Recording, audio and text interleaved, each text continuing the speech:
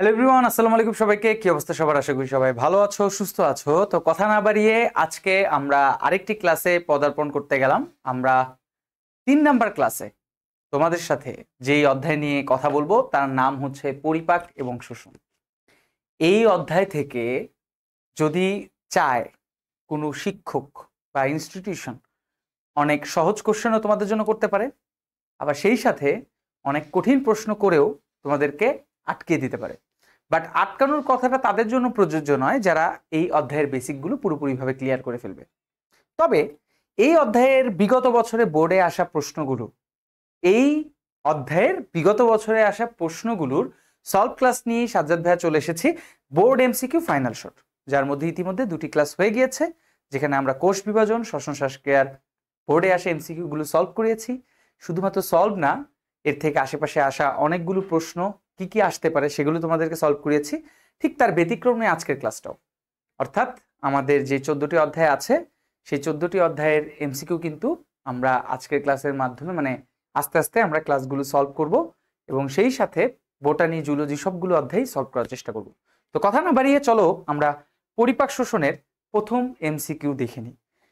মনে রাখবা, এমসিকিউ সলভের ক্ষেত্রে তুমি যদি খালি সলভ করো তাহলে সেটা হবে চর্চা, আর তুমি যদি প্রত্যেকটা অপশন নিয়ে ঘাটাঘাটি করো যে আচ্ছা ঠিক আছে এই প্রশ্নের উত্তর তো এই অপশন, কিন্তু বাকি 3টা অপশন থেকে কি ধরনের প্রশ্ন আসতে পারে, কি ধরনের ইনফরমেশন আসতে পারে সেগুলো নিয়ে যদি ঘাটাঘাটি করো, তাহলে তুমি শুধুমাত্র ওই প্রশ্নের উত্তরের মাধ্যমে যে একটি তথ্য জানতে পারবে তা কিন্তু না, আরো 3টি অপশন নিয়ে ঘাটাঘাটি করার কারণে আরো 4টি তথ্য বা এর অধিক তথ্য তোমরা জানতে পারবে, এবং সেই কাজগুলি আমরা তোমাদেরকে এই ক্লাসের মাধ্যমে করাচ্ছি।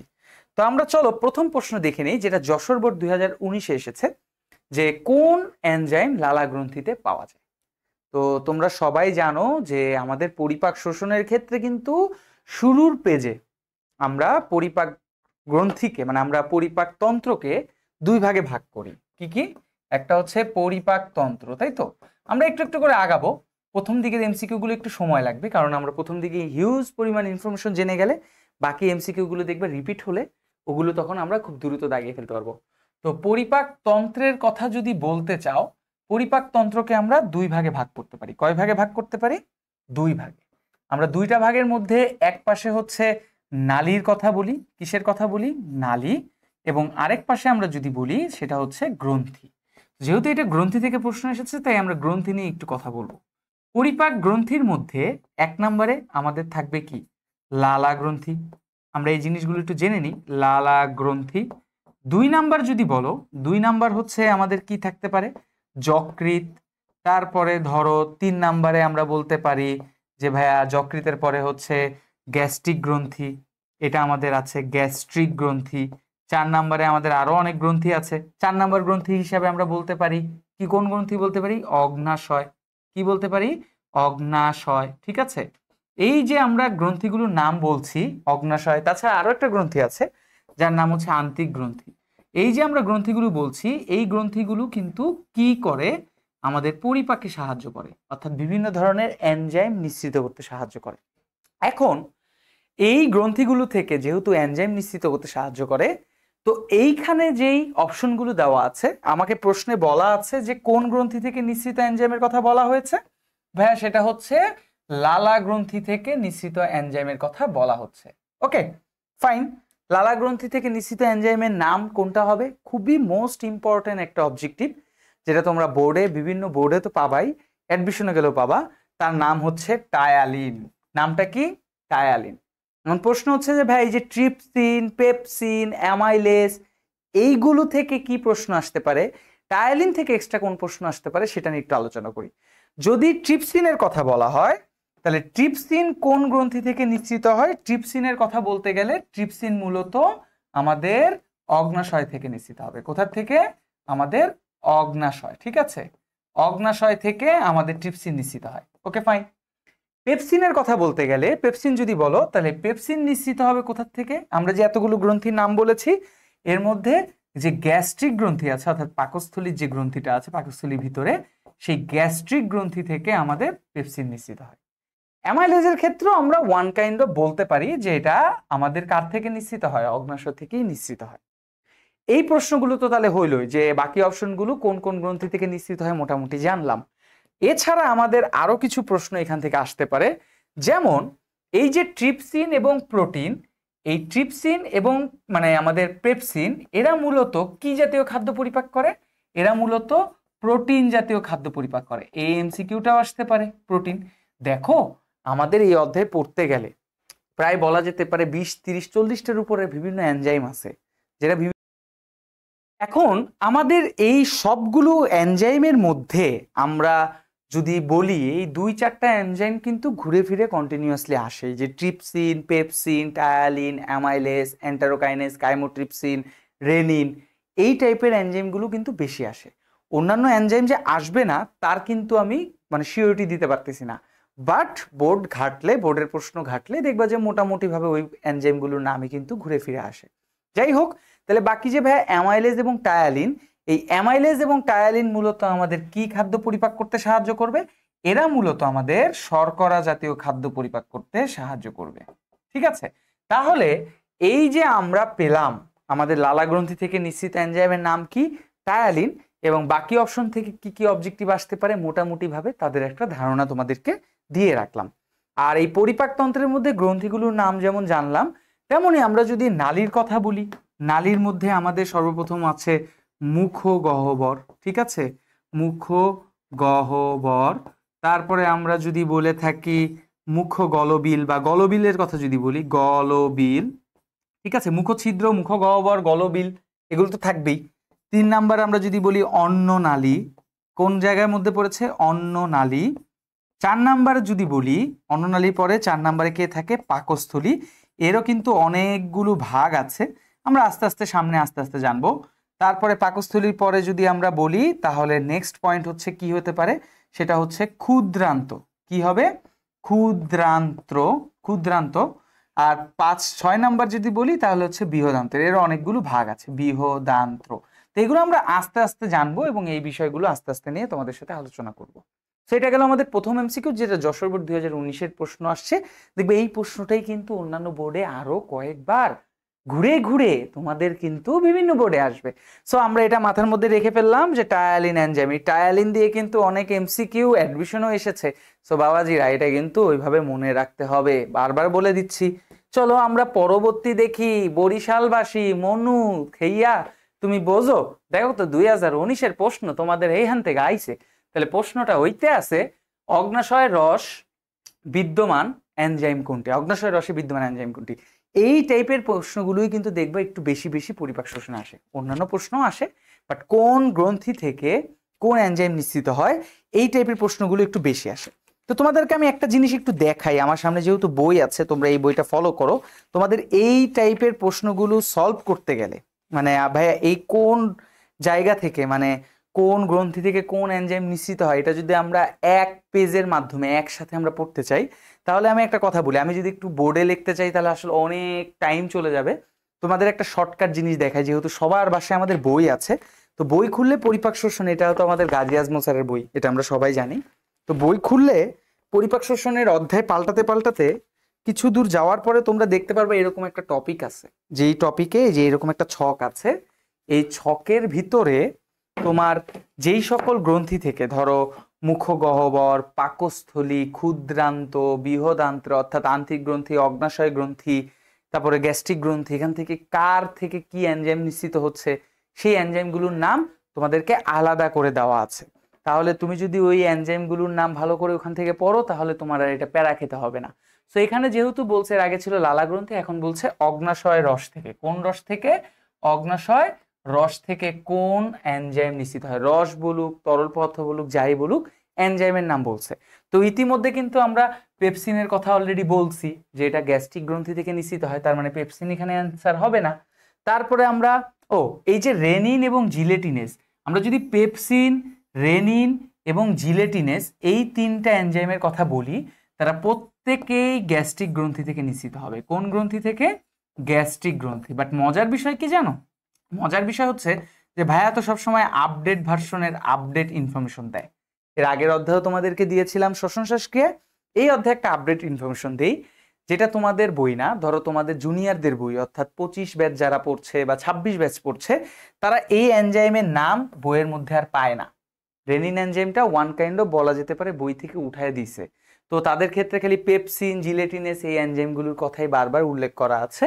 তো যাই হোক, আমাদের এখানে বুঝতেই পারছি যে এই তিনটা এনজাইম যেহেতু পেপসিন, রেনিন এবং জিলেটিনেস, এরা গ্যাস্ট্রিক গ্রন্থি বা পাকস্থলিতে নিঃসৃত হয়, তার মানে আমাদের বাকি থাকে হচ্ছে ট্রিপসিন। তাহলে ট্রিপসিনই হচ্ছে এখানে রাইট অ্যান্সার। এখন এখান থেকে আমরা আরো কিছু ইনফরমেশন তোমাদেরকে আগে আগে দিই, যেখান থেকে অন্য কি প্রশ্ন তোমাদের আসতে পারে। যেমন খুবই গুরুত্বপূর্ণ একটা প্রশ্ন আসে, সেটা হচ্ছে এই যে পেপসিন এটা নিষ্ক্রিয় অবস্থায় থাকে, রেনিনও নিষ্ক্রিয় অবস্থায় থাকে। পেপসিন নিষ্ক্রিয় অবস্থায় থাকলে তার নাম হচ্ছে পেপসিনোজেন, নিষ্ক্রিয় অবস্থায় থাকলে তার নাম কি হবে? পেপসিনোজেন, ঠিক আছে। আর যে রেনিনটা আছে, এই রেনিনও নিষ্ক্রিয় অবস্থায় থাকলে তার নাম হয়ে থাকে প্রোরেনিন। এর নাম কি হবে? প্রোরেনিন। ওকে, এই যে দুইটা এনজাইম নিষ্ক্রিয় অবস্থায় আছে, এরা হচ্ছে ইনঅ্যাক্টিভ অবস্থায় আছে। কি আছে? ইনঅ্যাক্টিভ, ঠিক আছে। ইনঅ্যাক্টিভ মানে হচ্ছে নিষ্ক্রিয় অবস্থায়। এদেরকে আমরা সক্রিয় করব, মানে অ্যাক্টিভ করব। তাহলে এদেরকে যদি আমি অ্যাক্টিভ করতে চাই, তাহলে আমার একটা উপাদান বা একটা মানে অ্যাসিড লাগবে। সেই অ্যাসিডের নাম হচ্ছে হাইড্রোক্লোরিক অ্যাসিড। মাথায় রাখবা যে আমাদের পাকস্থলীর গ্যাস্ট্রিক গ্রন্থি থেকে এই হাইড্রোক্লোরিক অ্যাসিড সর্বপ্রথম পাকস্থলীতে নিঃসৃত হয়। কোথায় হবে? এতক্ষণ যে কাহিনীগুলো বলছি এগুলো সবই হচ্ছে পাকস্থলী থেকে নিঃসৃত হবে। তো পাকস্থলী থেকে নিঃসৃত হলে এই এনজাইমগুলো মূলত মানে হাইড্রোক্লোরিক অ্যাসিডের সংস্পর্শে এসে তখন তোমার সক্রিয় এনজাইম পেপসিন আর রেনিনে পরিণত হয়। এবং আরেকটা তথ্য তোমাদেরকে দিয়ে রাখি, এই যে রেনিন রেনিন বারবার বলছি না, এই রেনিন কিন্তু দুগ্ধ আমিষ। কোন আমিষ? সেটা হচ্ছে দুগ্ধ আমিষ, ঠিক আছে। তো এই যে দুগ্ধ আমিষের কথা বলা হচ্ছে, দুগ্ধ আমিষ মানে হচ্ছে কেসিন, প্যারাকেসিন, এই উপাদানগুলো যেগুলো দুধের মধ্যে পাওয়া যায়, এই দুগ্ধ আমিষ জাতীয় উপাদানগুলোকে ওরা পরিপাক করতে সাহায্য করে থাকে। তাহলে আমরা কিন্তু এখানে অনেকগুলো ইনফরমেশন পেলাম, যে ইনফরমেশনের মাধ্যমে কিন্তু তোমাদের পরবর্তী প্রশ্নগুলো এগুলো আসার মতো। শুধু কি ভাইয়া আপনি এই একমাত্র পেপসিন রেনিন নিয়েই বলবেন? এইখানে যে ট্রিপসিন নিয়ে এতক্ষণ অগ্নাশয়ের যে মেইন অ্যান্সার, এখান থেকে কি আলাদা কোনো প্রশ্ন আসতে পারে না? আচ্ছা, আপনি যেমন পেপসিন রেনিনের ক্ষেত্রে নিষ্ক্রিয় পেপসিনোজেন প্রোরেনিন সেটাকে অ্যাক্টিভ হাইড্রোক্লোরিক অ্যাসিডের সংস্পর্শে পেপসিন রেনিনে পরিণত হওয়ার কথা বললেন, ওকে ফাইন। ট্রিপসিনের ক্ষেত্রে কি এরকম কোনো ঘটনা ঘটতে পারে না? অবশ্যই ঘটতে পারে। তার মানে আমি যদি ট্রিপসিনের কথা বলি, এই ট্রিপসিনও কিন্তু প্রথম প্রথম কি হয় জানো? ট্রিপসিনও প্রথম প্রথম নিষ্ক্রিয় এনজাইম রূপে নিঃসৃত হয় ট্রিপসিনও। তাহলে ট্রিপসিনের কথা যদি বলা হয়, তাহলে ট্রিপসিনের ইনঅ্যাক্টিভ ফর্ম মানে অর্থাৎ নিষ্ক্রিয় ফর্মের কথা যদি বলা হয়, তাহলে ইনঅ্যাক্টিভ ফর্ম ট্রিপসিনের ক্ষেত্রে সেই এনজাইমের নামটা কি হবে? সেটা হচ্ছে ট্রিপসিনোজেন। কি হবে? ট্রিপসিনোজেন, ঠিক আছে। ট্রিপসিনোজেন, এই ট্রিপসিনোজেন যে এনজাইমটা আছে এটা কিন্তু নিষ্ক্রিয়। এখন আমি যদি একে অ্যাক্টিভ করতে চাই অর্থাৎ সক্রিয় করতে চাই, অ্যাক্টিভ করতে চাই অর্থাৎ অ্যাক্টিভের নামটা কি? অ্যাক্টিভের নামটা হচ্ছে ট্রিপসিন। অ্যাক্টিভের নাম অর্থাৎ সক্রিয় এনজাইমের নাম হচ্ছে ট্রিপসিন, যেটা তোমরা অপশনে দেখছো। তো এটাকে আমি যদি সক্রিয় করতে চাই, এটাকে সক্রিয় করতে গেলে আমার যেই এনজাইমটা লাগবে অর্থাৎ যে এনজাইমটা ট্রিপসিনোজনকে সক্রিয় করবে, ট্রিপসিনে পরিণত করবে, তার নাম হচ্ছে এন্টারোকাইনেস। তার নাম কি? এন্টেরোকাইনেস এনজাইম। অর্থাৎ এই এনজাইম অর্থাৎ এন্টেরোকাইনেস এনজাইম ট্রিপসিনোজেনকে সক্রিয় ট্রিপসিনে পরিণত করে। এন্টেরোকাইনেস এনজাইম ট্রিপসিনোজেনকে অর্থাৎ নিষ্ক্রিয় ট্রিপসিনোজেনকে সক্রিয় ট্রিপসিনে পরিণত করে। আবার আরেকটা এনজাইম আছে, অদ্ভুত একটা এনজাইম, যেটা প্রোটিন, এগুলো কিন্তু সব প্রোটিন পরিপাক করবে। আরেকটা এনজাইমের নাম হচ্ছে কাইমোট্রিপসিন। ইনঅ্যাক্টিভ ফর্ম থাকে কাইমোট্রিপসিনোজেন, এটাও হচ্ছে নিষ্ক্রিয়। এটাও অগ্নাশয় থেকে হয়, ট্রিপসিনোজেন, ঠিক আছে। কাইমোট্রিপসিনোজেন, একে যদি আমি সক্রিয় করতে চাই অর্থাৎ সক্রিয় করলে নাম হবে কাইমোট্রিপসিন, কাইমোট্রিপসিন। এবং একে যদি আমি সক্রিয় করতে চাই, সক্রিয় করতে চাইলে এইখানে সক্রিয় যে এনজাইমটা ব্যবহৃত হয় অর্থাৎ যে এনজাইমটাকে সক্রিয় করবে তার নাম হচ্ছে ট্রিপসিন। অর্থাৎ ট্রিপসিন কিন্তু প্রথমে নিজেই নিষ্ক্রিয় ছিল, ওকে, নিজেই নিষ্ক্রিয় ছিল, যাকে সক্রিয় করার জন্য এন্টেরোকাইনেজ এনজাইম প্রয়োজন হয়েছে, এবং ও সক্রিয় হওয়ার পরে প্রোটিন পরিপাক তো করবেই, পাশাপাশি কাইমোট্রিপসিনোজেন যে নিষ্ক্রিয় এনজাইম নিঃসৃত হয় তাকেও সক্রিয় করে দেয়। অর্থাৎ নিজেরই খোঁজ নাই, কিন্তু নিজের যখন অবস্থার পরিবর্তন হয় তখন আরেকজনের অবস্থান পরিবর্তন করার জন্য সে উঠে পড়ে লাগে। সো এখান থেকে আমরা এই এমসিকিউটা বুঝলাম যে অগ্ন্যাশয় রসে বিদ্যমান এনজাইম কোনটি, অ্যান্সার ট্রিপসিন। কিন্তু বাকি অন্যান্য তথ্যগুলো কিন্তু আসার মতো, কে কাকে সক্রিয় করে নিষ্ক্রিয় করে এই তথ্যগুলো আসার মতো। চলো আমরা নেক্সট এমসিকিউতে যাই। আলিম পরীক্ষা 2018, এখান থেকেও তো তোমাদের প্রশ্ন আসতে পারে, যে কোনো জায়গায় আসতে পারে। খাদ্য গলাধকরণের সময় কোনটি ষড়যন্ত্রের মুখ বন্ধ করে দেয়? দেখো, যেহেতু পরিপাক শোষণের আগের দিন, আগের অধ্যায়টা আমি তোমাদেরকে শ্বসন শ্বাসক্রিয়া পড়িয়েছি, যদি তুমি ওই ক্লাসটি না করে থাকো, বর্তমানে তুমি যে ভিডিওটা দেখছো নিচেই দেখবা এই প্লে লিস্টেই আছে, অর্থাৎ আমাদের ফাইনাল শটের প্লে লিস্টেই তুমি পাবা, বন্দি পাঠশালার ইউটিউব চ্যানেলে সবার আগেই আছে। ওইখানে শ্বসন শ্বাসক্রিয়ার ক্লাসটা যদি তুমি সম্পূর্ণ করে আসো, তাহলে এই প্রশ্নটা তুমি অটোমেটিক্যালি পারবা। কারণ এই যে ষড়যন্ত্র বা ল্যারিক্স, এটা মূলত ট্রাকিয়া বা শ্বাসনালীর উপরে থাকে। কার উপর থাকে? ট্রাকিয়া বা শ্বাসনালীর উপরে থাকে। এখন আমি তোমাদেরকে বলেছিলাম যে খাদ্য গলধকরণের সময় কোনটিকে অফ করে দেয়, যেটা আমরা শ্বসন শ্বাসক্রিয়া অনেক ডিটেলসে বলেছিলাম যে ধরো এটা হচ্ছে শ্বাসনালী বা ট্রাকিয়া, ধরো এটা হচ্ছে শ্বাসনালী বা ট্রাকিয়া, ঠিক আছে? এটা হচ্ছে শ্বাসনালী বা ট্রাকিয়া, এটা হচ্ছে ট্রাকিয়া বা শ্বাসনালী, সাপোজ শ্বাসনালী। আর এর পিছনে ধরো আরেকটা নালী আছে যার নাম হচ্ছে অন্ননালী। এটার নাম ধরে নাও, এটার নাম কি? অন্ননালী। এখন তুমি যখন খাবার খাও, তোমার পাশাপাশি দেখো শ্বাসনালী বা ট্রাকিয়া এবং অন্ননালী কিন্তু পাশাপাশি অবস্থান করতেছে। এই জন্য শ্বাসনালী বা ট্রাকিয়ার উপরে, এই উপরের দিকে এরকম একটা ষড়যন্ত্র থাকে, এটার নাম হচ্ছে ষড়যন্ত্র। এটার নাম কি? এটার নাম হচ্ছে ষড়যন্ত্র, যেটার মাধ্যমে আমি কথা বলছি। তো তুমি যখন খাবার খাও, খাবারের কোনো দানা, মনে করো এটা হচ্ছে খাবারের দানা, এই খাবারের দানা অন্ননালীতে যাওয়ার আগে অনেক সময় কি হতে পারে, যে তুমি খাচ্ছ এবং কথা বলছো, তখন খাদ্যকণা এই অন্ননালী থেকে একটা দুইটা খাদ্য দলাগুলো, অর্থাৎ এটা হচ্ছে খাদ্যকণা, এটা কি? এটা হচ্ছে খাদ্যকণা, যেটা মুখ থেকে একটা দুইটা দানা যদি তোমার শ্বাসনালীর ভিতরে ঢুকে, তাহলে জীবন বের হয়ে যেতে পারে, তাই না? জীবন বের হয়ে যেতে পারে বলতে প্রচন্ড কাশি হয়, অনেক ঝামেলা হয়। তো এই জন্য এই ষড়যন্ত্রের উপরে একটা আবরণ থাকে। এই ষড়যন্ত্রের উপরে কি থাকে? একটা আবরণ থাকে।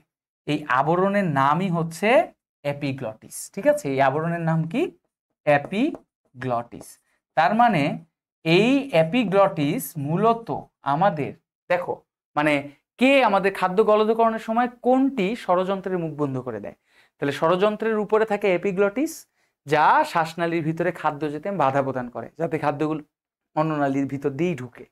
তাহলে এখানে অপশন দিছে যে কে ষড়যন্ত্রের মুখ বন্ধ করে দেয়। ষড়যন্ত্রের মুখ কি নাসাগলবির বন্ধ করবে? না। ষড়যন্ত্রের মুখ কি বঙ্কাস বন্ধ করবে? না। ষড়যন্ত্রের মানে শ্বাসনালীর উপরেই তো ষড়যন্ত্র থাকে, তার মানে শ্বাসনালীও না। তার মানে অ্যান্সার হচ্ছে এপিগ্লটিস। এপিগ্লটিস আমাদের খাদ্য খাওয়ার সময় ষড়যন্ত্রকে বন্ধ করে দেয়, যাতে করে ষড়যন্ত্র এবং শ্বাসনালীর ভিতর দিয়ে খাবার প্রবেশ করতে না পারে। তারপরে আসো আমাদের পরবর্তী প্রশ্ন, সেটা হচ্ছে, এটাও আলিম পরীক্ষা 2018 প্রশ্ন, যে যকৃতের কোন খণ্ডটি সবচেয়ে বড়? তো নর্মালি এখানে তো আসলে 2D 3D আঁকতে পারলে খুবই ভালো হতো। তো নর্মালি আমাদের যে যকৃৎ, এই যকৃতের ক্ষেত্রে কিন্তু আমাদের এই যকৃতের কিন্তু 4টা খণ্ড আছে। কয়টি খণ্ড? 4টি খণ্ড। 4টি খণ্ডের মধ্যে তোমাদের যদি সোজা বাংলা ভাষায় বলি, তাহলে এই খণ্ডটাকে আসলে ডান খণ্ড বলে। এটাকে আমরা কি বলবো? এটাকে আমরা বলবো হচ্ছে ডান খণ্ড। তারপরে ওই পাশেরটাকে আমরা বলবো হচ্ছে বাম খণ্ড। কিন্তু বাকি আরো 2টা খণ্ড আছে, যার নাম হচ্ছে কোয়াড্রেট এবং কর্ডেট, যেটা মূলত যকৃতকে তুমি যদি হাতে নিতে পারো, যদি মেডিকেল কলেজে ভর্তি হও তাহলে তো অবশ্যই নিবা, বা যদি তোমাদেরকে এইভাবে দেখানো যেত তাহলে হয়তো আরো ভালো হইতো। তখন ওই জায়গায়, অর্থাৎ পিছনের দিকে আরো 2টা খণ্ড থাকে, এইদিকে একটা খণ্ড থাকে, এইদিকে একটা খণ্ড থাকে। একটার নাম হচ্ছে, মনে করো একটা হচ্ছে এরকম চতুর্ভুজ আকৃতি, আর একটা হচ্ছে এরকম নর্মাল খণ্ড। একটার নাম হচ্ছে কোয়াড্রেট, ঠিক আছে? কোয়াড্রেট, মনে করো কোয়াড্রেট। আরেকটা খণ্ডের নাম হচ্ছে কর্ডেট, চারকোনা আকৃতির হওয়ার কারণে, ঠিক আছে? চারকোনা আকৃতি হওয়ার কারণে কোয়াড্রেট, আরেকটা হচ্ছে কর্ডেট, সাপোজ। তাহলে একটা জিনিস দেখো, ডান খণ্ড, বাম খণ্ড, কোয়াড্রেট এবং কর্ডেট, ওখানে মোট তাহলে আমরা এখান থেকে একটা তথ্য পেয়ে গেলাম, সেটা হচ্ছে যকৃৎ ডান খণ্ড। 2 নম্বর হচ্ছে কোয়াড্রেট, তারপর হচ্ছে কর্ডেট, আরেকটা হচ্ছে বাম খণ্ড। তো এর মধ্যে সবচেয়ে বড় খণ্ড হচ্ছে ডান খণ্ড। এই জন্য তাকে এখানে নাম দিছে যে ডান, বাম, কোয়াড্রেট এবং কর্ডেট। এই যে আমাদের নামগুলো দেওয়া আছে, তার মানে আমরা অলরেডি এখান থেকে অ্যান্সার বুঝতে পারলাম যে ডান খণ্ডটা সবচেয়ে বড়। এর পাশাপাশি আমাদের যকৃৎ থেকে কিন্তু এমসিকিউ আসার মতো যদি প্রশ্ন বলো, তাহলে এই যকৃৎ নিয়ে হিউজ পরিমাণ তথ্য দেওয়া যায়। যতটুকু সম্ভব আমি তোমাদেরকে এখানে দেই যকৃতের টপিকে। যেমন ডান খণ্ড থেকে একটা প্রশ্ন, আগে আমরা অপশন নিয়ে চিন্তা করি। এখান থেকে যে অপশনগুলো আছে আসলে এইটা একটা তো পরীক্ষা প্রশ্ন হয় যে সবচেয়ে বড় খণ্ড কোনটি, ডান খণ্ড। কিন্তু বাম, কোয়াড্রেট থেকে তেমন কোনো প্রশ্ন আসার মতো কিছু নেই। আরেকটা প্রশ্ন আছে, এই ডান খণ্ডের ঠিক নিচের দিকে, এই ডান খণ্ড যেই বরাবর, এই নিচের দিকে একটা থলি থাকে। এই নিচের দিকে কি থাকে? একটা থলি থাকে। এই থলিটার নাম হচ্ছে পিত্তথলি। এই থলিটার নাম কি? পিত্তথলি। ওকে, এই থলিটার নাম হচ্ছে পিত্তথলি, যা মূলত পিত্তরস সঞ্চয় করে। তাহলে আমরা এখান থেকে অনেকগুলো তথ্য পাই যদি আমরা ইনফরমেশন তোমাকে দিতে যাই। যেমন যকৃৎ থেকে তথ্য দিতে গেলে যকৃতের একটা নাম আছে, যেমন যকৃৎকে কি বলা হয়? জৈব রসায়নগার। এটা একটা প্রশ্ন আসতে পারে, জৈব রসায়নগার। তারপরে আমরা আরো যদি তথ্য দিতে চাই, দেহের সবচেয়ে ভিতরের বড় অঙ্গ, ওইগুলো তো আছেই। 2 নাম্বার হচ্ছে যকৃৎ পিত্তরস উৎপন্ন করে। কে উৎপন্ন করে? পিত্তরস। সেটা হচ্ছে যকৃৎ পিত্ত রস উৎপন্ন করে। এটা মানে মাথায় রাখবা, উৎপন্ন করে। ঠিক আছে, তার মানে উৎপন্ন করবে যকৃৎ, জমা রাখবে পিত্তথলি। তারপরে আরেকটা জিনিস আছে, যেমন সঞ্চয়ী, এবং এই জিনিসটা একবার দেখে নিবা বইয়ের মধ্যে, সঞ্চয়ী ও বিপাকীয় ভূমিকা। বিপাকীয় ভূমিকা। দেখো যকৃৎ নিয়ে যদি আমরা বলি যে ঠিক আছে আমি তোমাদেরকে তথ্য দিব, তাহলে পুরা ক্লাস কেন, মনে করো আজকে সারা রাতই তোমাদেরকে যকৃৎ থেকে আসা অবজেক্টিভ গুলো খুব সুন্দর করে বর্ণনা করতে পারবো। যেমন সঞ্চয় ভূমিকার মধ্যে বলতে পারে যে কোন কোন ভিটামিন গুলো যকৃৎ সঞ্চয় করে। এখানে অনেক ভাগ আছে, চর্বিতে দ্রবণীয় ভিটামিন, পানিতে দ্রবণীয় ভিটামিন। চর্বিতে দ্রবণীয় ভিটামিন ক্যাডা, KEDA, পানিতে দ্রবণীয় ভিটামিন B, C, এইগুলো আসতে পারে। তারপরে ধরো কত ঘন সেন্টিমিটার রক্ত যকৃৎ সঞ্চয় করে? 1500 ঘন সেন্টিমিটার। গ্লাইকোজেনেসিস কি, সেখানে ইনসুলিন হরমোন সাহায্য করে। এগুলো নিয়ে অবশ্যই একটু সামনেই বলবো, এগুলো আলাদাভাবে। তারপরে আসতে পারে বিপাকীয় প্রশ্ন থেকে অনেকগুলো সংজ্ঞা আছে, gluconeogenesis, glycogenesis, glycogenolysis, lipogenesis, amino acid উৎপন্ন হয়, অ্যামাইনো অ্যাসিড থেকে কিভাবে ডিঅ্যামিনেশন প্রক্রিয়া হয়, অর্নিথিন চক্রের মাধ্যমে কিভাবে ইউরিয়া উৎপন্ন হয়, যকৃৎ কোন হরমোন তৈরি করে, অ্যানজিওটেনসিনোজেন, তারপরে হচ্ছে কাকে সক্রিয় করে, কোন হরমোনগুলো দ্রুত ধ্বংস করে, টেস্টোস্টেরন। এরকম চাইলে আমরা অনেক তথ্য তোমাকে দিতে পারি। তবে একটা কথা মনে রাখবা, আপাতত সঞ্চয় বিপাকীয় ভূমিকাটা খুব ভালো করে পড়বা, কারণ এই সঞ্চয় এবং বিপাকীয় ভূমিকা থেকে একেতে তোমাদের সিকিউ আসে, যদিও সিকিউ নিয়ে এখনো কোনো ক্লাস নেইনি, আর এমসিকিউ আসার সম্ভাবনাও অনেক বেশি। তাহলে এই জিনিসগুলো তোমাদের চাইলে মানে যদি দেওয়া শুরু করি, অনেক তথ্য তোমাদেরকে আমি দিতে পারবো। যাই হোক, আমরা আস্তে আস্তে সামনের এমসিকিউ গেলেই আমরা আস্তে আস্তে এটা বুঝতে পারবো। ঠিক আছে, ওকে। আমরা এরপরে দেখি, এই যে দেখছো, এই যে আমরা একটু আগে তোমাদেরকে যে তথ্যটা দিলাম যে যকৃৎ জৈব রসায়ন গ্যাস পিত্তরস উৎপন্ন করে, এরই প্রশ্নটা আসছে, যেটা ঢাকা বোর্ড 2017-এর প্রশ্ন। প্রশ্নটা হচ্ছে পিত্তরস ক্ষারিত হয় কোনটি বা খরিত হয় কোনটি, মানে কে পিত্তরস ক্ষরণ করে। সোজা বাংলা ভাষায় যদি বলো যে পিত্তরস ক্ষরণ করার কথা যদি বলো, সোজা বাংলা ভাষায় আসলে পিত্তথলি তো ক্ষরণ করে, কিন্তু মেইনলি আসলে পিত্তরস উৎপন্ন করে কোনটা। আসলে কোশ্চেনটা এরকম হওয়া উচিত ছিল যে পিত্তরস উৎপন্ন করে, কারণ অপশনগুলো দেখে প্রশ্নটা এইভাবেই বোঝা যাচ্ছে। যেমন লালা গ্রন্থি, পাকস্থলী, যকৃৎ, অগ্নাশয়। তোমরা অলরেডি বুঝতে পারছো যে এটার অ্যান্সার হবে হচ্ছে যকৃৎ। এখন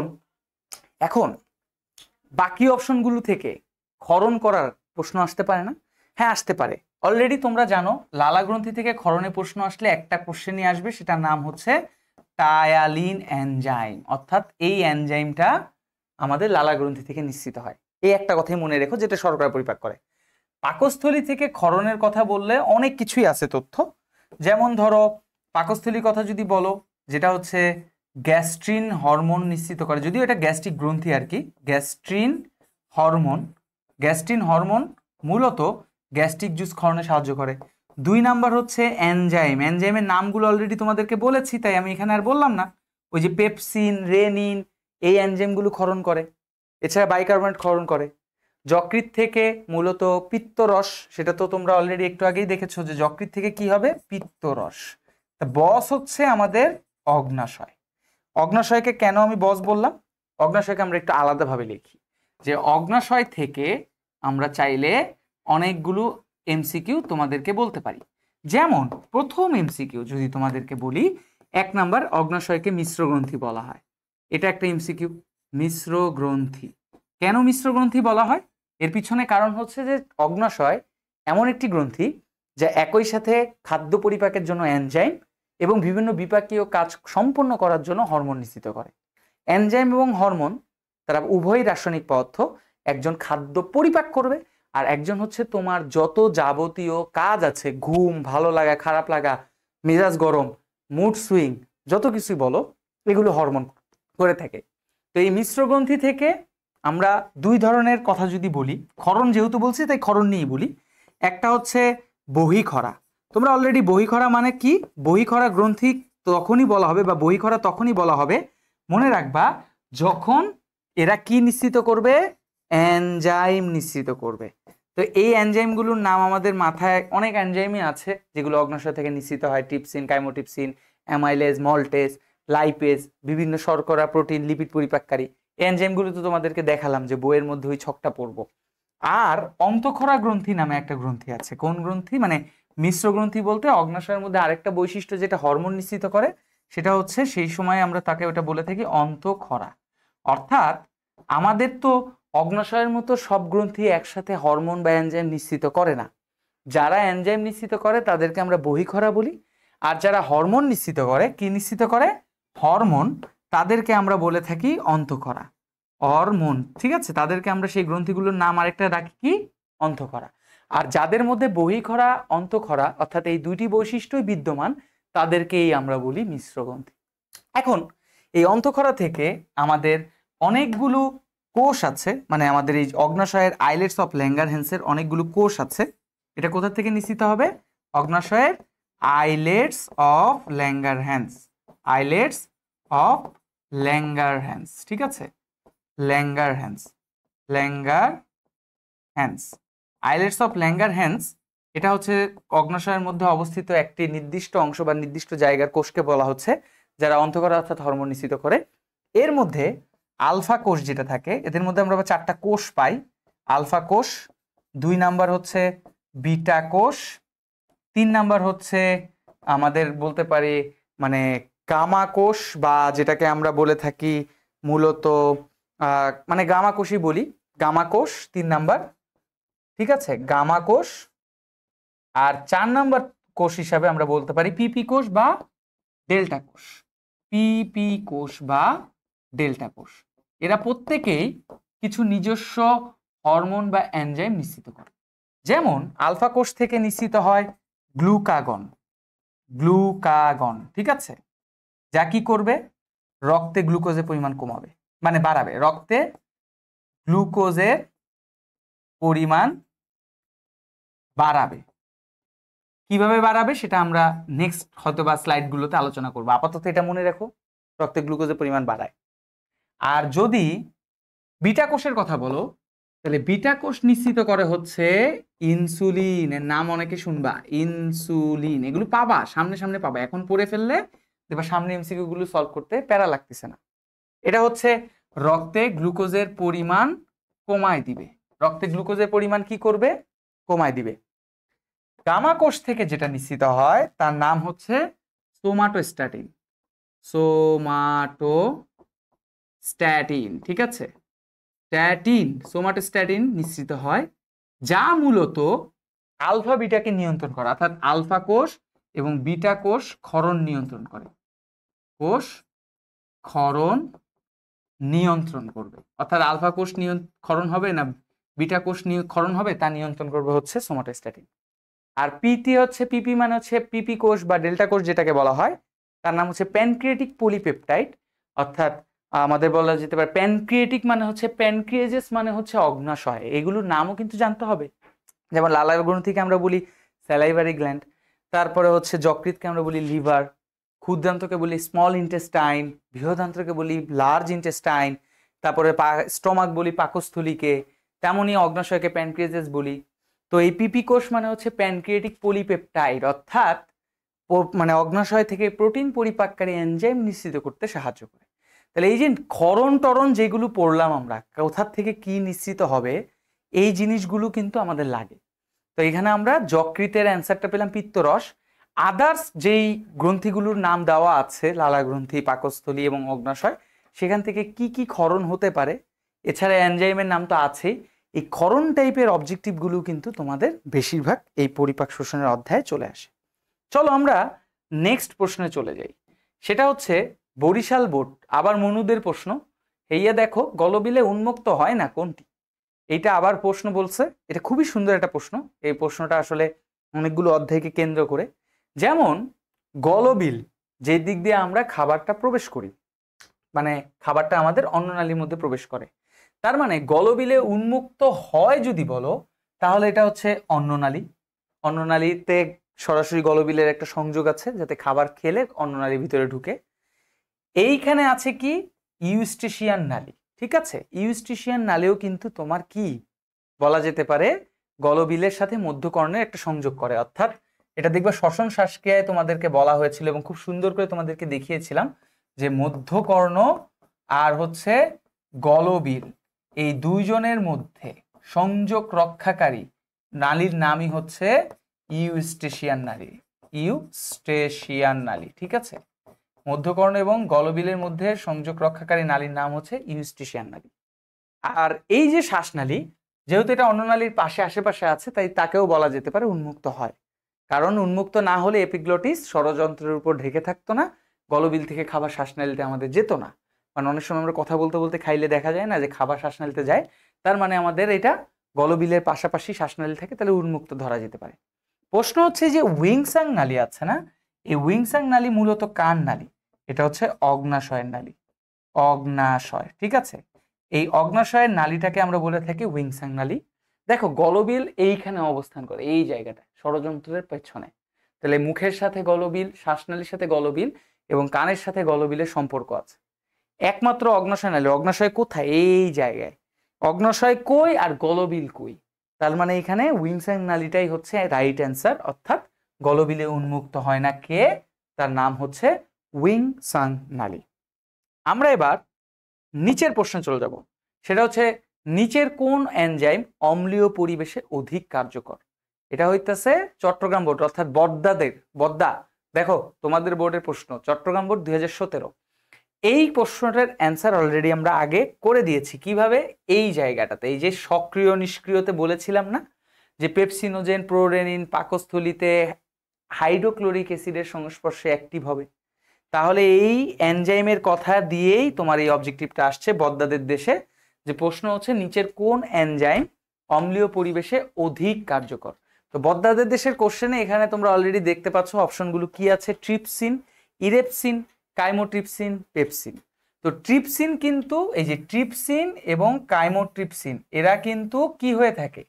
ওই এন্টেরোকাইনেস ট্রিপসিনকে সক্রিয় করে, আর কাইমোট্রিপসিন হচ্ছে ট্রিপসিনের মাধ্যমে সক্রিয় হয়। ইরেপসিন দিয়ে কোনো অপশনই নেই, তার মানে আমাদের বাকি থাকে হচ্ছে পেপসিন। তার মানে এই যে পেপসিন এনজাইমটা, যেটা আমরা সবার ফার্স্টের দিকে তোমাদেরকে এই জায়গায় দেখিয়েছিলাম যে অ্যাক্টিভ ইনঅ্যাক্টিভের দিক থেকে, যে এই যে পেপসিনোজেন পেপসিন এবং প্রোরেনিন রেনিন কার সংস্পর্শে? হাইড্রোক্লোরিক অ্যাসিড, মানে শক্তিশালী অ্যাসিড হাইড্রোক্লোরিক অ্যাসিডের সংস্পর্শে সক্রিয় হয়। তার মানে এটার অ্যান্সার হচ্ছে পেপসিন। ওকে ফাইন, আমরা নেক্সট প্রশ্নে চলে যাই। যেহেতু আমরা বললামই যে আগে এক্সপ্লেন করে ফেললে আমরা আর দ্বিতীয়বার এক্সপ্লেন করব না, তাহলে আমাদের পড়াটা ইজি হবে। এবার হচ্ছে লিচুদের দেশ, লিচুর স্বর্গ দিনাজপুর বোর্ড 2017। তো লিচু যাদের, এখন হচ্ছে গ্রীষ্মকাল লিচুর সময়, কেউ যদি এই ভিডিওটা দেখো আমার সাথে একটু যোগাযোগ করে 2-1টা লিচু পাঠিয়ে দিও, আমাদেরও লিচু খেতে ইচ্ছা করে। দিনাজপুরের ওরকম বন্ধু নাই। সেদিন দেখলাম রাজশাহীর এক বন্ধুকে কল দিছি, বুঝছো, একটা কারণে। ওমা কল ধরার সাথে আমি জিজ্ঞেস করলাম যে কেমন আছো, এখন ওমা ওই পাশ থেকে আগে রিপ্লাই দিল দোস্ত পাকে নাই। আমি বললাম যে কি রে, কল দিলাম প্রয়োজনে, কয় পাকে নাই। তাহলে কি পাকে নাই? আম পাকে নাই। তো রাজশাহীর বন্ধুরা এখন কল দিলে মনে করে তাদের আমের জন্য কল দিছি। দিনাজপুরের বন্ধু থাকলে কল দিলে বলতো দোস্ত লিচু এখনো পাকে নাই। কি রে ভাই, তোর সাথে কি আমার ফল নেওয়া দেওয়ার সম্পর্ক? একটু না হয় তোদের ডিস্ট্রিক্ট বা জেলাগুলোতে একটু এই ফলগুলো বেশি হয়, তাই বলে কি এরকম সম্পর্ক? খুবই very bad, very bad. Ptyalin নিঃসৃত হয় কোনটি থেকে? আচ্ছা, এই কোশ্চেনগুলো না আমরা টাইম নিব না, কারণ এই প্রশ্নগুলো এতটাই আসছে এবং এগুলো নিয়ে এক্সপ্লেন করা হয়েছে, তাই এগুলো নিয়ে প্রশ্ন আমরা আর আগাবো না। দেখো একই প্রশ্নগুলো কিন্তু হয়তোবা চট্টগ্রাম বোর্ড 19-এ, বরিশাল বোর্ড 20-এ, এরকম করে মানে 21-এ এরকম করে প্রশ্নগুলো আসতেছে। তো টায়ালিন লালাগ্রন্থি থেকে নিঃসৃত হয়, এটা আমরা সবাই জানি। সো আমরা সামনে আগাই। তাহলে এই নিঃসৃত হওয়ার প্রশ্নগুলো কিন্তু বেশি বেশি আসে। কোনটি আমিষ পরিপাককারী এনজাইম? যশোর বোর্ড 2017। এখন সবচেয়ে বেশি হিট ওয়েভের মধ্যে যশোর, চুয়াডাঙ্গা এই অঞ্চলগুলো বেশি পড়েছে। তো যশোরদের ক্ষেত্রে এখন চাওয়ার মতো কিছুই নেই। তাদের যখন শীতকাল আসবে তাদের কাছে আবদার থাকবে যে খেজুরের রস যেন তারা পাঠিয়ে দেয়। কোনটি আমিষ পরিপাককারী এনজাইম? তাহলে এখানে দেখো টায়ালিন, অ্যামাইলেজ, মল্টেজ, এই যে তিনটা, এবং ট্রিপসিন, এই যে তিনটা এনজাইম আছে না, এই যে অ্যামাইলেজ, টায়ালিন এবং মল্টেজ, এদেরকে বলা হয় শর্করা পরিপাককারী। তার মানে যারা ইন্টারমিডিয়েট পরীক্ষা দিচ্ছ তাদের উদ্দেশ্যে একটাই কথা, যে এতক্ষণ ধরে যত প্রশ্ন সলভ করলাম ম্যাক্সিমাম ক্ষেত্রে কে কি নিশ্চিত করে এই অবজেক্টিভগুলোই বেশিরভাগ আসতেছে। এই কোশ্চেনের অ্যান্সার অলরেডি তোমরা জানো যে আমিষ পরিপাককারী কোশ্চেনের এই এনজাইমটা অ্যান্সারটা হবে হচ্ছে ট্রিপসিন। কে হবে? ট্রিপসিন। অর্থাৎ ট্রিপসিন আমিষ পরিপাককারে সাহায্য করে থাকে, কারণ এটা নিয়ে আমরা অলরেডি কথা বলছিলাম না যে কিছু এনজাইম, কিছু হরমোন, কিছু মানে ইনফরমেশন বা তথ্য আছে যারা ঘুরে ফিরে বোর্ডে বারবার আসে। ঠিক আছে, এবার আসো নেক্সট প্রশ্নে চলে যাই। সেটা হচ্ছে রাজশাহী বোর্ড, যেটা বলছিলাম যে আমাদের মামুর বেটাদের দেশ, রাজশাহী বোর্ড 2017, ক্ষুদ্রান্তের অংশ নয় কোনটি? যাকে একটা ডিফারেন্ট প্রশ্ন পেলাম। এখন একটা কথা মনে রাখবো, আমরা তিনটা ভাগ করি আগে, এই ভাগগুলো একটু মনে রাখবো। যে 1 নাম্বার হচ্ছে পাকস্থলীকে নিয়ে আগে কথা বলি, তারপর আমরা এটার অ্যান্সারটা বের করি, কারণ এগুলো আমাদের ভবিষ্যতে, যেমন একটু আগে আমরা সলভ করছিলাম, সলভ করার পাশাপাশি অন্যান্য তথ্য দেওয়ার কারণে পরবর্তী প্রশ্নগুলোর অ্যান্সার করতে সহজ হয়েছে। ঠিক এই অবলম্বনটা আমরা এখন করে ফেলি। আমাদের তিনটা অঙ্গ আছে, পাকস্থলী, ক্ষুদ্রান্ত এবং বৃহদান্ত্র। এদের কিছু ভাগ আছে, যেমন পাকস্থলীর মধ্যে একটা ভাগ যদি বলো, পাকস্থলীর মধ্যে তেমন হচ্ছে কার্ডিয়া, কার্ডিয়া থাকে, কার্ডিয়া পাকস্থলীর অংশ। তারপরে আছে হচ্ছে ফান্ডাস, কে আছে? ফান্ডাস, ঠিক আছে, কার্ডিয়া আছে, ফান্ডাস আছে। 3 নাম্বার আছে হচ্ছে পাইরোলাস, পাইরোলাস, এবং সেই সাথে আর বাকি কি কি আছে? আর বাকি আছে হচ্ছে ছোট বাক ও বড় বাক, যেটাকে আমরা ইংলিশে বলে থাকি গ্রেটার কার্ভাচার ও আমরা লেজার কার্ভাচার, এটা দিয়ে বলে থাকি। তো ছোট বাক ও বড় বাক এই অংশগুলো হচ্ছে সবাই পাকস্থলীর অংশ, এটা আমরা মনে রাখবো। এইবার আমরা ক্ষুদ্রান্তের দিকে যাব, তারপর আমরা বৃহদান্ত্রটাও জেনে নিব। তাহলে ক্ষুদ্রান্তের অংশ যদি জানতে চাই, ক্ষুদ্রান্ত, ঠিক আছে, ক্ষুদ্রান্ত, ক্ষুদ্রান্তর কথা যদি জিজ্ঞেস করো, তাহলে ক্ষুদ্রান্তের অংশ কারা কারা? যেমন ক্ষুদ্রান্তের মধ্যে সবার ফার্স্টে পড়বে ডিওডেনাম, ডিওডেনাম, ঠিক আছে। মনে রাখবা ক্ষুদ্রান্ত কিন্তু মানুষের দেহে সবচেয়ে বড়, অর্থাৎ 6 থেকে 7 মিটার লম্বা। আমাদের দেহের উচ্চতা আমরা ফিটে উচ্চারণ মানে ফিটে হিসেব করি, ধরো 5 ফুট 7, 8, 9, 10, 6 ফিট এরকম। কিন্তু এইটাকে তুমি যদি ক্যালকুলেশনে মিটারে নাও, ধরো যারা এভারেজ বাংলাদেশের মানুষের ক্ষেত্রে যেটা হয় 5 ফুট 7, 8, 9 হয় ছেলেদের ক্ষেত্রে, তাদেরকে যদি মিটারে নাও, কনভার্ট করো ফিটটাকে, উচ্চতাকে, তাহলে এটা সর্বোচ্চ 1.67 মিটার, 8 মিটার পর্যন্ত হতে পারে। তার মানে তোমার উচ্চতা হচ্ছে 1.6 বা 1.7 মিটার, কিন্তু তোমার শরীরের ভিতরে একটা নালী আছে যা 6 থেকে 7, অর্থাৎ তোমার থেকে 5-6 গুণ বেশি। এরকম একটা নালী তোমার দেহে অবস্থান করতেছে। কিভাবে? কারণ আমাদের দেহের ভিতরে এগুলো পেঁচিয়ে থাকে, পেটের মধ্যে পেঁচানো অবস্থায় থাকে। একটা রশিকে সোজা টান মারলে যেমন লম্বা হয়, ওই রশিকে যদি আমি পেঁচায় রাখি তাহলে এতটুকু ছোট বানানো যায়। বিষয়টা এরকম। তো ক্ষুদ্রান্তের মধ্যে ডিওডেনাম আছে, তারপরের অংশের নাম হচ্ছে জেজুনাম, ঠিক আছে, তারপরের অংশের নাম কি? জেজুনাম, এবং সর্বশেষ অংশের নাম হচ্ছে ইলিয়াম, ইলিয়াম। ক্ষুদ্রান্তের মধ্যে ডিওডেনাম, জেজুনাম এবং ইলিয়াম, এই তিনটা অংশ পাওয়া যায়। এবার আমাদের বাকি হচ্ছে বৃহদান্ত্র।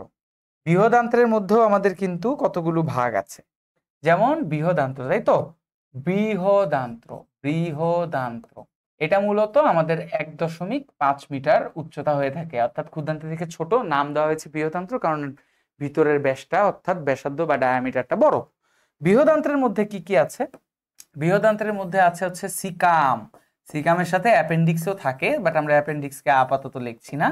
2 নাম্বার হচ্ছে কোলন। কোলনের কিন্তু অনেক ভাগ আছে, ঊর্ধ্বমুখী কোলন, অনুপ্রস্থ কোলন, নিম্নমুখী কোলন, সিগময়েড কোলন, এরকম অনেকগুলো ভাগ আছে। এবং 3 নাম্বার হচ্ছে মলাশয়। মলাশয় তার মানে এগুলো কিন্তু সবই বৃহদান্ত্রের অংশ। তাহলে এখন দেখি আমাদের এখানে প্রশ্ন বলেছে যে ক্ষুদ্রান্ত্রের অংশ নয় কোনটি। অপশনের মধ্যে আছে ফান্ডাস, ডিওডেনাম, জেজুনাম, ইলিয়াম। তো আমরা এখানে ক্ষুদ্রান্তের 3টা অংশ পাচ্ছি, ডিওডেনাম, জেজুনাম, ইলিয়াম, অর্থাৎ এই পরপর 3টা অংশ হচ্ছে ক্ষুদ্রান্তের অংশ। বাকি থাকে ফান্ডাস, কারণ ফান্ডাসটা কার অংশ এই যে এখানে লিখে দিছি, ফান্ডাসটা হচ্ছে আমাদের পাকস্থলীর অংশ। ঠিক আছে, তো আমাদের ফান্ডাসটা কার অংশ? পাকস্থলীর অংশ, এটা মাথায় রাখতে হবে, পাকস্থলী। ওকে, পাকস্থলীর অংশ। তাহলে এইভাবে আমরা অলরেডি এই এমসিকিউটা বুঝলাম যে কোনটি ক্ষুদ্রান্তের অংশ নয়। রাজশাহী বোর্ড 2017 প্রশ্ন ছিল। চলো নেক্সট প্রশ্নে চলে যাই।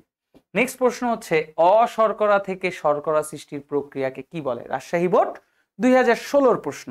অশর্করা থেকে শর্করা সৃষ্টির প্রক্রিয়া কি বলে? অশর্করা মানে কাদেরকে বুঝাচ্ছে আগে এটা বুঝি। অশর্করা মানে হচ্ছে তাদেরকে বুঝাচ্ছে যাদের নাম হচ্ছে আমিষ, আর একটা হচ্ছে কাকে বোঝানো হচ্ছে, সেটা হচ্ছে লিপিড বা চর্বি। তার মানে এইখান থেকে আমি কি তৈরি করব? শর্করা তৈরি করব। এখানে আমাদের সবচেয়ে ইম্পর্টেন্ট এমসিকিউ গুলো আছে, এগুলো থেকে একটা এমসিকিউ বা সিকিউ পাবা 1 নম্বরের জন্য। এখানে অনেক সংজ্ঞা দেওয়া আছে যে গ্লুকোনিওজেনেসিস, গ্লাইকোজেনেসিস, গ্লুকোজেনেসিস, গ্লাইকোলাইসিস। তো সর্বপ্রথম আমরা তোমাদেরকে একটু ভেঙে ভেঙে বলি।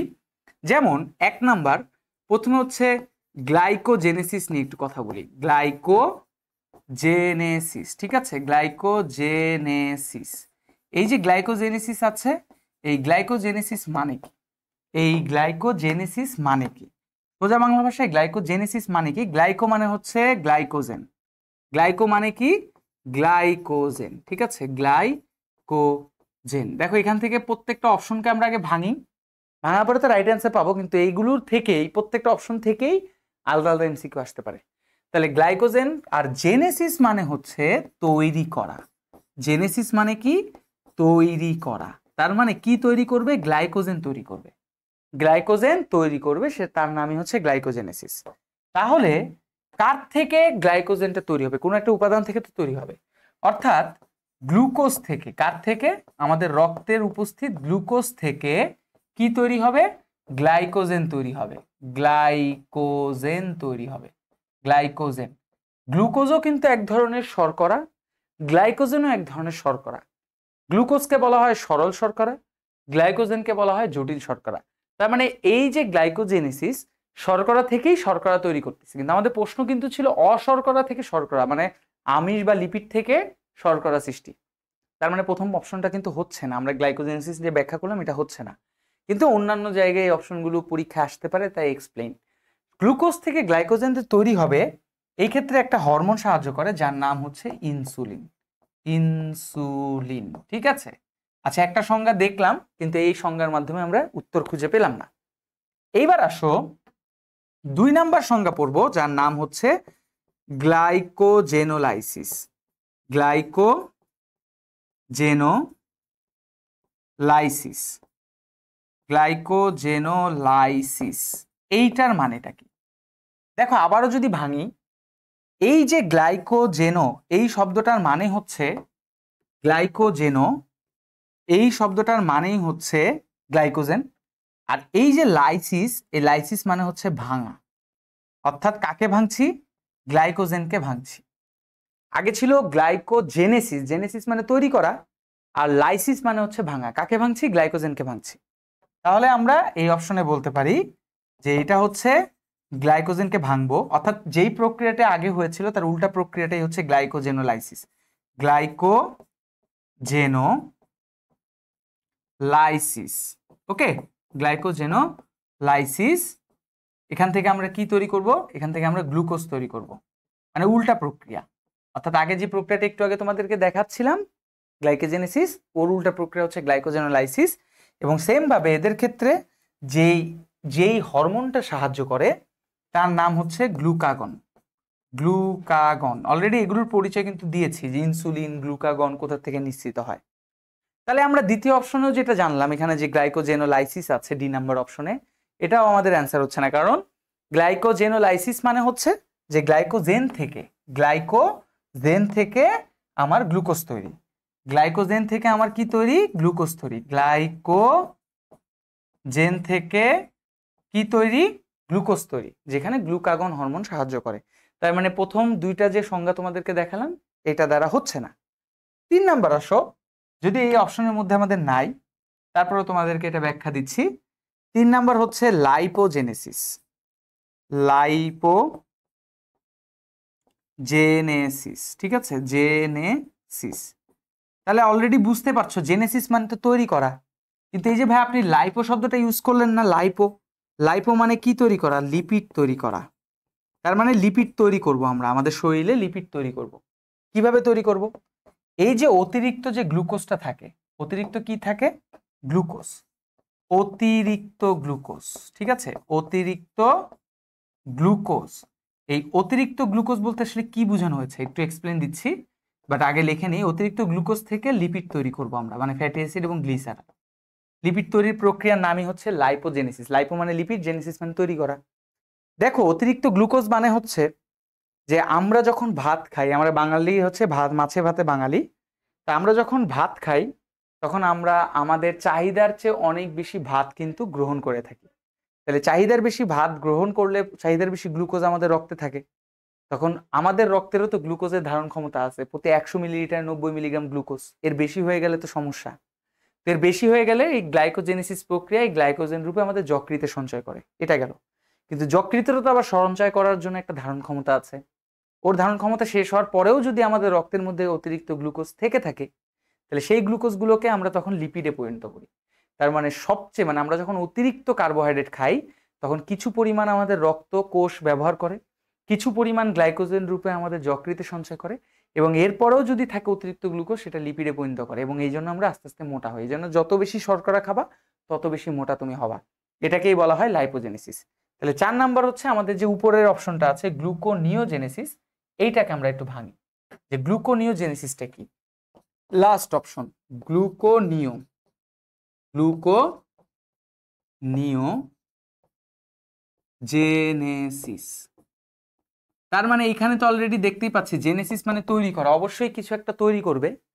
এটাই হচ্ছে সেই সংজ্ঞা, অর্থাৎ এটাই হচ্ছে সেই পয়েন্ট, যেই পয়েন্টে তুমি বলতে পারো যে লিপিড অথবা প্রোটিন, লিপিড অথবা প্রোটিন এই উপাদান থেকে, লিপিড অথবা প্রোটিন থেকে কি তৈরি করব?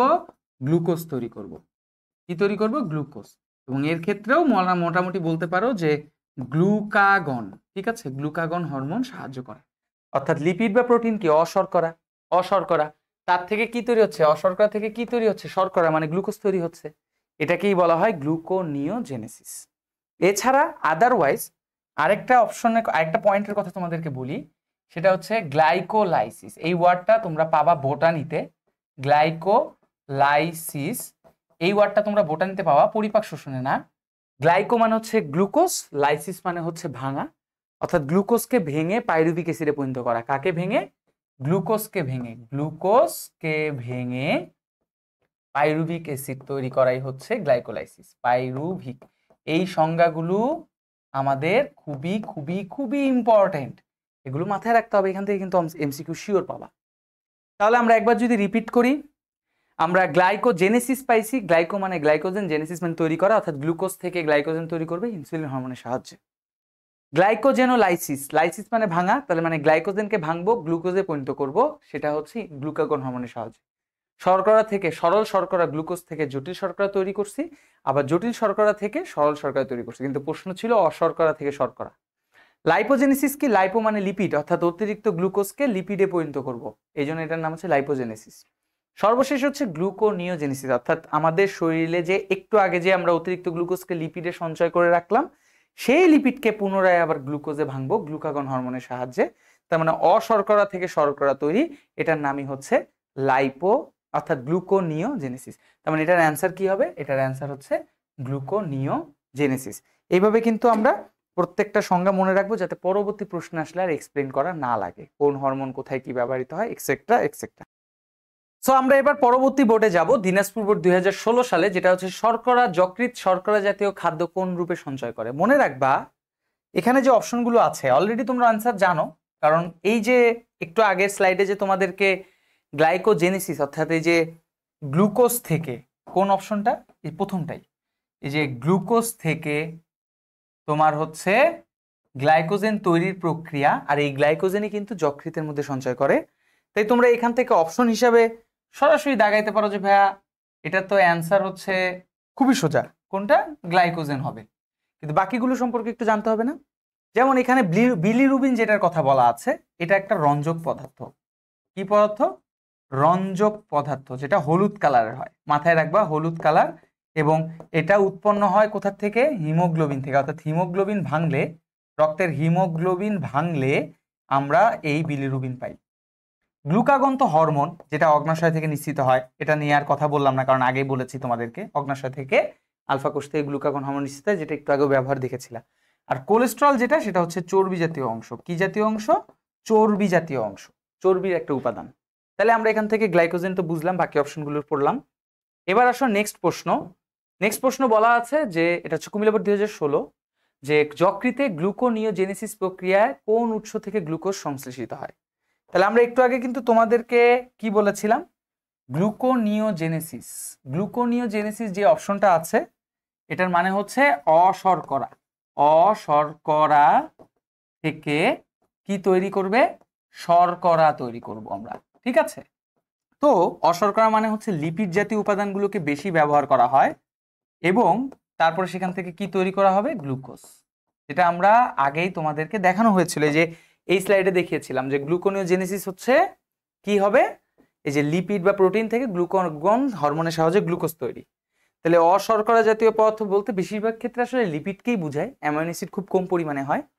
এই যে লিপিড, এই লিপিডের সর্বশেষ উপাদানের নাম হচ্ছে, একটা হচ্ছে ফ্যাটি অ্যাসিড, ঠিক আছে, ফ্যাটি অ্যাসিড, আর একটা হচ্ছে গ্লিসারল। ফ্যাটি অ্যাসিড আর একটা কি?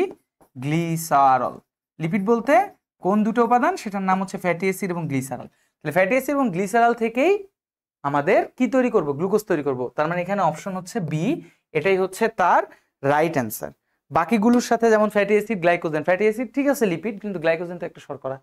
অ্যামাইনো অ্যাসিড এবং গ্লিসারল, অ্যামাইনো অ্যাসিড প্রোটিনের উপাদান, গ্লাইকোজেন অ্যামাইনো অ্যাসিড, এরা হচ্ছে শর্করা এবং প্রোটিনের উপাদান। তার মানে একমাত্র সলিড লিপিড যদি বলো, তাহলে অপশন হিসাবে গ্লিসারল এবং ফ্যাটি অ্যাসিডের কথা বলা আছে, যেটাই গ্লুকোনিওজেনেসিস প্রক্রিয়ায় হয়ে থাকে। এবার আমরা পরবর্তী প্রশ্নে চলে যাই, বদ্দাদের দেশের প্রশ্ন। সেটা হচ্ছে চট্টগ্রাম বোর্ড 2016 সালের প্রশ্ন। সেটা হচ্ছে পাকস্থলীর প্যারাইটাল কোষ থেকে নিঃসৃত হয় কোনটি? তো এই যে পাকস্থলীর প্রাচীর, এই পাকস্থলীর প্রাচীরে 4টা কোষ আছে, যার মধ্যে 1 নাম্বার হচ্ছে অক্সনোটিক কোষ, সেটার নাম কি? অক্সনোটিক কোষ, ঠিক আছে। আর এটার আরেকটা সুন্দর নাম হচ্ছে প্যারাইটাল কোষ, যা মূলত আমাদের কি নিশ্চিত করবে? মূলত হাইড্রোক্লোরিক নিশ্চিত করবে। তার মানে এখান থেকে অ্যান্সার তোমরা বুঝতে পারলে হাইড্রোক্লোরিক। কিন্তু বাকি আরো 3টা কোষ আছে, যেমন 2 নাম্বার আমরা যদি বলি মিউকাস কোষ। কি? মিউকাস কোষ। মিউকাস থেকে মিউকাস নিঃসৃত হয়, যা পাকস্থলীকে কি করে থাকে? প্রোটেক্ট করে। কি করবে?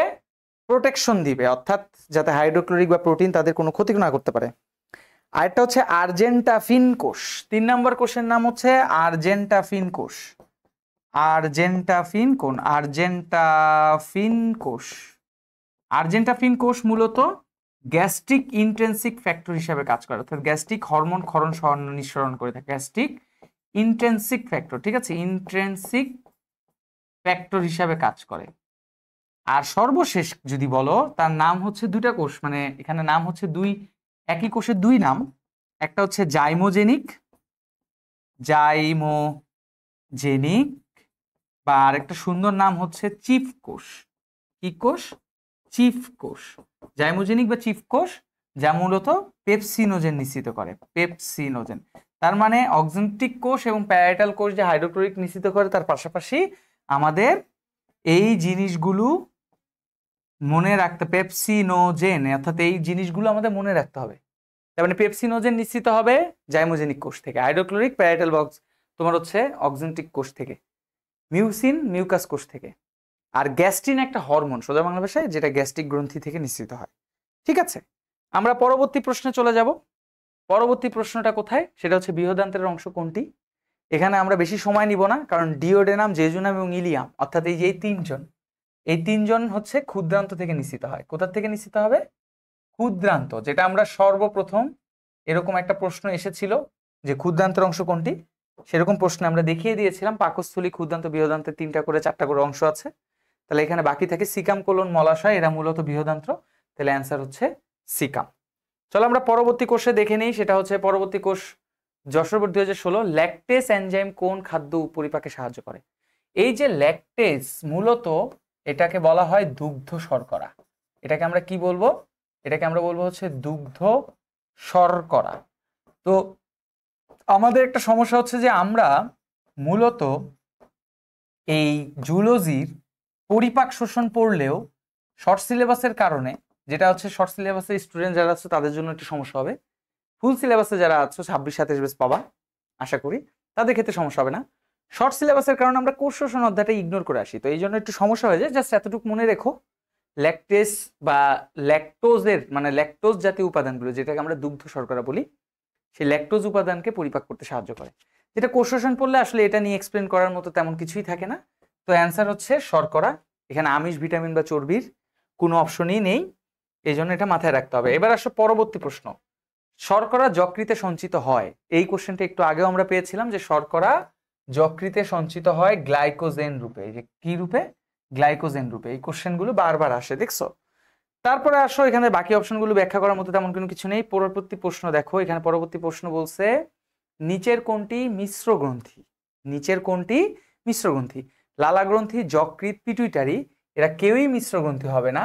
মিশ্র গ্রন্থি হচ্ছে অগ্নাশয়, যেটা আমরা অগ্নাশয়ের শুরুতে তোমাদেরকে বলেছিলাম যে অগ্নাশয় হচ্ছে একটি মিশ্র গ্রন্থি, এটা মাথায় রাখতে হবে।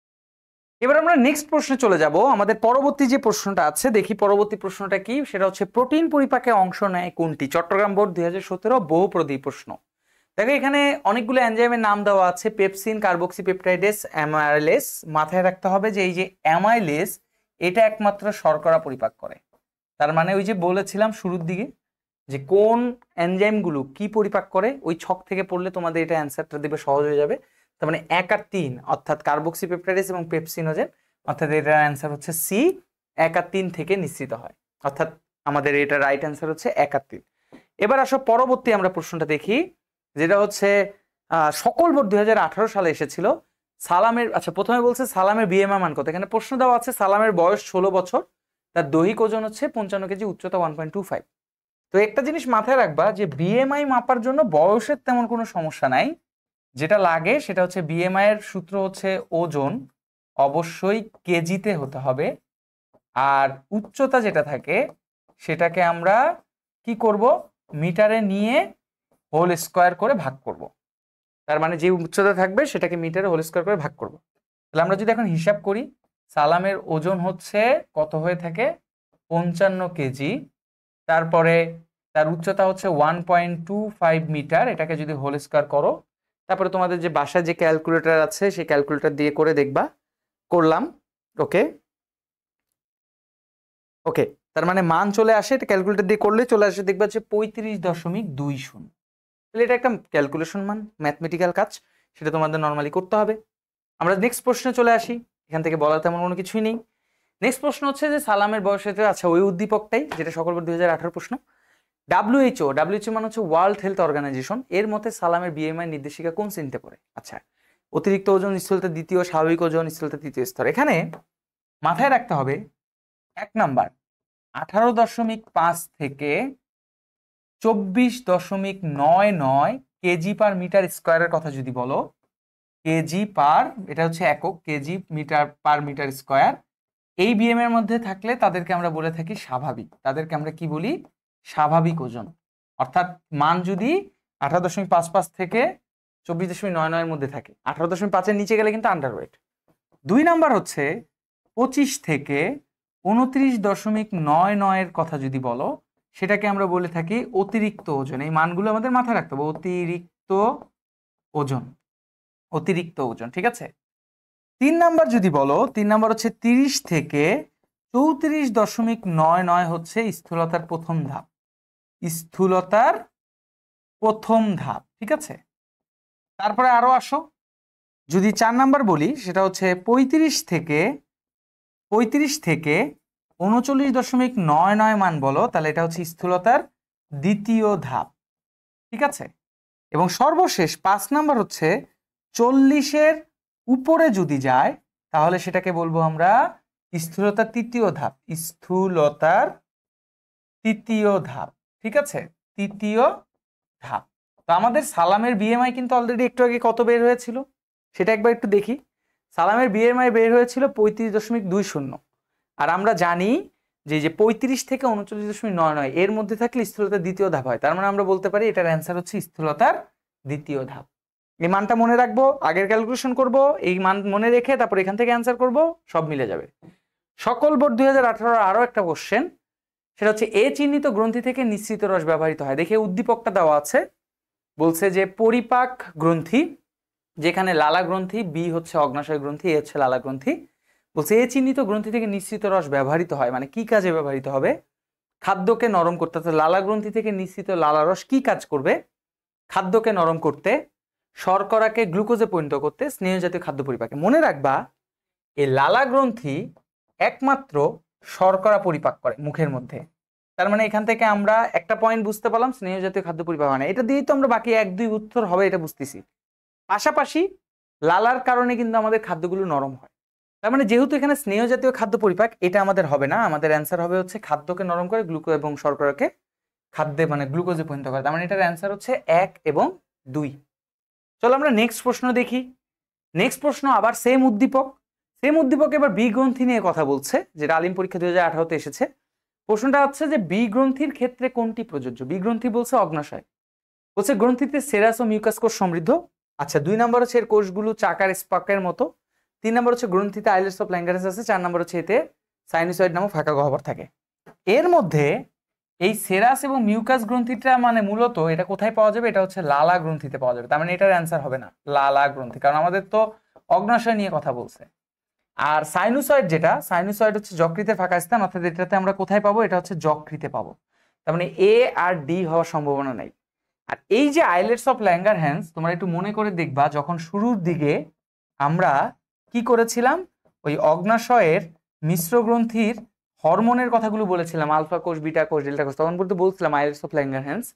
তো এই আইলেটস অফ ল্যাঙ্গারহ্যান্স হচ্ছে এই গ্রন্থির ভিতরে আছে, এটাই হচ্ছে সঠিক। নেক্সট প্রশ্ন চলে যাই। নেক্সট প্রশ্ন হচ্ছে রাজশাহী বোর্ড 2017, যেখানে প্রশ্ন বলছে lipid plus E, fatty acid, glycerol. Okay fine. তারপর আমাদের কি বলছে যে এখানে ই কোন এনজাইম নির্দেশ করে? আচ্ছা, লিপিড হচ্ছে একটা রাসায়ন মানে চর্বি জাতীয় উপাদান, যেখানে ফ্যাটি অ্যাসিড এবং গ্লিসারলে পরিণত করে, অর্থাৎ জটিল চর্বিকে সহজ চর্বিতে পরিণত করে। পেপসিন এবং রেনিন, আগেই বলে রাখি পেপসিন কাকে মানে তোমার হচ্ছে পরিপাক করবে? সেটা হচ্ছে প্রোটিনকে, কারণ আমাদের তো এখানে লিপিড দিতে হবে না। রেনিনের ক্ষেত্রে আমরা বলতে পারি এটা হচ্ছে দুগ্ধ আমিষ, এটাকে আমরা কি বলবো? দুগ্ধ আমিষ। তার মানে এটাও হবে না। তারপরে হচ্ছে অ্যামাইলেজ যদি বলো, তাহলে এটা হচ্ছে শর্করাকে পরিপাক করে। কাকে পরিপাক করবে? শর্করা। তার মানে একমাত্র অ্যান্সার হচ্ছে লাইপেজ। মাথায় রাখবা যে মানব দেহে লিপিড পরিপাক করার জন্য সবচেয়ে গুরুত্বপূর্ণ এনজাইম হচ্ছে লাইপেজ। লতে লিপিড, লতে লাইপেজ। তার মানে এর অ্যান্সার হচ্ছে লাইপেজ। চলো আমরা শেষের দিকে চলে আসছি, লাস্ট 3টা প্রশ্ন।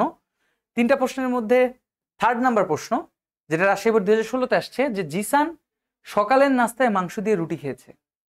মাংস দিয়ে রুটি খেয়েছে, মাংস প্রোটিন, রুটি কিন্তু শর্করা।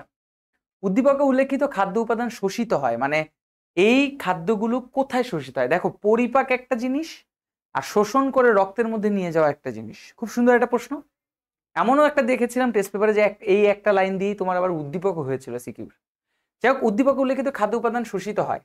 পাকস্থলী, জেজুনাম, ইলিয়াম। পাকস্থলীর মধ্যে তো খাদ্য কখনোই শোষিত হয় না, এখানে হচ্ছে শুধু পরিপাক হয়, এবং একমাত্র তাও পরিপাক হলে কার পরিপাক হবে? তাও আবার মাংসের পরিপাক হবে, কারণ মাংস হচ্ছে প্রোটিন। রুটির পরিপাকটা মুখে হবে বা ক্ষুদ্রান্তে ডিওডেনাম হবে। জেজুনাম, ইলিয়াম সকল প্রকার খাদ্যকে শোষণ করে, বিশেষ করে জেজুনাম আমাদের প্রোটিন এবং মানে অ্যামাইনো অ্যাসিড অর্থাৎ প্রোটিন এবং তোমার যে শর্করা যে গ্লুকোজ আছে এদেরকে শোষণ করে। তাহলে অ্যান্সার হচ্ছে 2 এবং 3, অর্থাৎ এখানে হচ্ছে সি। এবার আসো নেক্সট প্রশ্ন, মানে লাস্ট 2টা প্রশ্ন, যে রহিম সাহেব আরামপ্রিয় ব্যক্তি, তার উচ্চতা 1.5 মিটার এবং ওজন 65 কেজি। ওই সেম বিএমআই বাই করতে বলছে। বিএমআই বের করার জন্য আমরা তার 65 ডিভাইডেড বাই 1.5 মিটার স্কোয়ার, এটার উপর আমরা ক্যালকুলেশন করি। যদি ক্যালকুলেশন করি 1.5 গুণন 1.5 মানে স্কোয়ার করলাম 2.5 আছে, এবার হচ্ছে 65 ভাগ 2. আচ্ছা আবার করি 1.5, ওকে, তারপর হচ্ছে 65 ভাগ 2.25। আমাদের বিএমআই এর মান আসে হচ্ছে, এটার মান কত আসে 28.89 কেজি পার মিটার স্কোয়ার। এখানে মান আছে 20, 23, 28, 32, তার মানে বুঝাই যাচ্ছে এটার অ্যান্সার হচ্ছে 28। তারপর লাস্ট কোশ্চেন হচ্ছে কুমিল্লা বোর্ড 2016 প্রশ্ন। রহিম সাহেব আরামপ্রিয় ব্যক্তি, তার ওজন এত গেল, তার জীবন চর্চায় কি কি পরিবর্তন করা উচিত? যেহেতু তার বিএমআই 28 মানে অতিরিক্ত ওজনের দিকে, 25 থেকে 29.9 হচ্ছে অতিরিক্ত ওজন, তাহলে নিয়মিত শারীরিক চর্চা করতে হবে, ভারী খাদ্য গ্রহণ করতে হবে, ওষুধ গ্রহণে সতর্কতা অবলম্বন করতে হবে। অবশ্যই দেখো, এটা হচ্ছে বাংলা পড়া। শারীরিক চর্চা করলে মানে শরীরের চর্চা করলে, ব্যায়াম করলে অবশ্যই ওজন কমবে, সুস্থ থাকবে। ভারী খাদ্য বলতে কি তুমি বার্গার খেতে পারবে? রহিম সাহেব কি আমাদের আরামপ্রিয় মানুষ বলে কি সে বার্গার পিজা খেতে পারবে? এগুলো খেতে পারবে না, এটা বর্জন করতে হবে। আর ওষুধ গ্রহণে সতর্কতা অবলম্বন, অবশ্যই ওষুধ গ্রহণে, কারণ কিছু কিছু ওষুধ আছে স্টেরয়েড টাইপের ওষুধ যেগুলো তোমার ওজন বাড়িয়ে দিতে পারে। তার মানে 1 আর 3 এই দুইটা হচ্ছে রাইট অ্যান্সার। তার মানে আমরা এখানে অপশন খুঁজি, দেখি 1 আর 3, হ্যাঁ 1 আর 3। এগুলো হচ্ছে বেসিক পড়া। সো আমাদের এমসিকিউ শেষ। আমরা আশা করি তোমাদের এই ক্লাসটি ভালো লেগেছে। তো তোমাদের যতগুলো এমসিকিউ আছে টুকটাক সেগুলো সলভ করার চেষ্টা করেছি। সামনে আরো অন্যান্য অধ্যায়গুলো ক্লাস পাবো। তো এই এমসিকিউ গুলো ব্যাখ্যা কোথা থেকে কি হলো না হলো সেগুলোর ক্লাস তোমাদেরকে দিলাম। আশা করি পরবর্তী ক্লাসে তোমাদের সাথে আবারও দেখা হবে। তাই আজকের মতো এই পর্যন্তই। ইনশাআল্লাহ পরবর্তী ক্লাসে দেখার জন্য তোমাদেরকে আমন্ত্রণ জানালাম। পরবর্তী ক্লাসে 1 দিন বা 2 দিনের মধ্যে আবার দিয়ে দিব। সেই পর্যন্ত ভালো থাকো, সুস্থ থাকো। আল্লাহ হাফেজ। আসসালামু আলাইকুম। সাজ্জাদ ভাইয়ের পাশে থাকো, বায়োবির পাশে থাকো। আল্লাহ।